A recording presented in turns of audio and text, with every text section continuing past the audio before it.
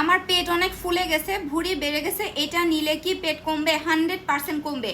এটা তো তাদের জন্য যাদের হচ্ছে পেট অনেক বেশি বড় হয়ে গেছে। বাচ্চা হওয়ার পর বা সিজার পর দেখা যায় যে পেট অনেক বেশি বড় হতে শুরু করে দেয়, দেহের আকারের তুলনায় পেটটা দেখতে অনেক বেশি বড় লাগে, যার কারণে আপনি যত সুন্দর ড্রেসই পরেন না কেন দেখতে কোনো রকমের ভালো লাগে না।